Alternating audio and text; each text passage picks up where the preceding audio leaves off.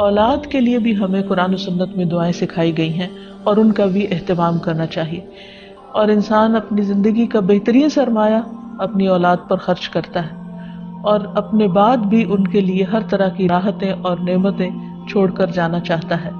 لیکن اگر اولاد نیک ہو تو وہ والدین کے لیے صدقہ جاریہ بھی بنتی ہے اور والدین کے خون پسینے کی کمائی کو ان کی زندگی میں اور ان کی زندگی کے بعد بہترین جگہوں پر استعمال کرتی.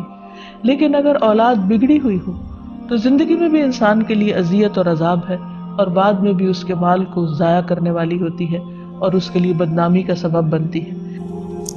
پھر اسی طرح یہ ہے کہ اگر کسی کی اولاد نہ ہو تو اس کے لیے بھی دعا سکھائی گئی ہے اور وہ دعا ابراہیم علیہ السلام کی دعا ہے جس میں وہ کہتے ہیں رب ہب لی من الصالحین، اے میرے رب مجھے نیک اولاد عطا فرما، صالح لوگوں میں سے عطا فرما.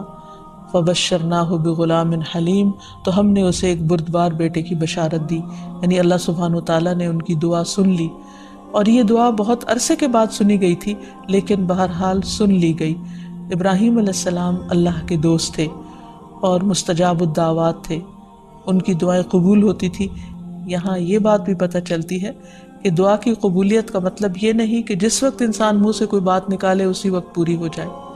اس کی پورے ہونے میں بعض اوقات کئی سال گزر سکتے ہیں، جیسے ہم دیکھتے ہیں یوسف علیہ السلام کے واقعے میں، ابراہیم علیہ السلام اور دیگر پیغمبروں کے سلسلے میں.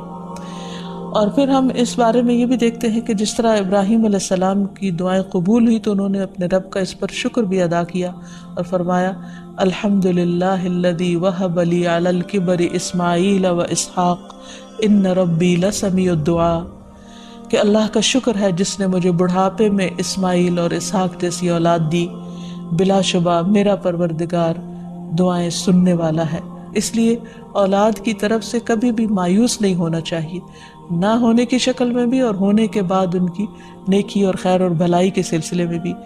اور اس میں ہم دیکھتے ہیں کہ زکریا علیہ السلام کی بھی اولاد نہیں تھی تو وہ بھی بڑھاپے تک مایوس نہیں ہوئے اور دعا مانگتے رہے.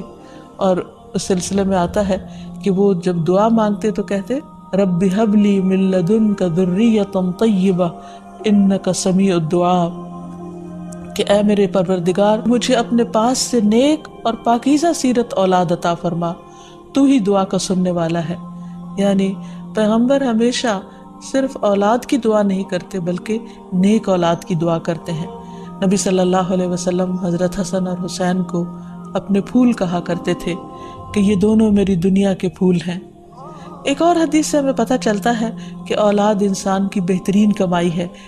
فرمایا ان اولادکم من اطیب کسبکم، تمہاری اولاد تمہاری سب سے بہترین کمائی ہے، بس اپنی اولاد کی کمائی میں سے کھاؤ، یعنی وہ انسان کے لیے حلال ہے، جائز ہے. پھر اسی طرح بیٹیاں جو ہیں ان کی تعلیم و تربیت اور ان کی پرورش بھی ایک بہت خیر و بھلائی اور جنت کمانے کا ذریعہ ہے. لیکن اس کے ساتھ ساتھ یہ بھی یاد رکھنا چاہیے کہ اولاد ایک رسپانسبلٹی بھی ہے، ان کے بارے میں سوال بھی کیا جائے گا.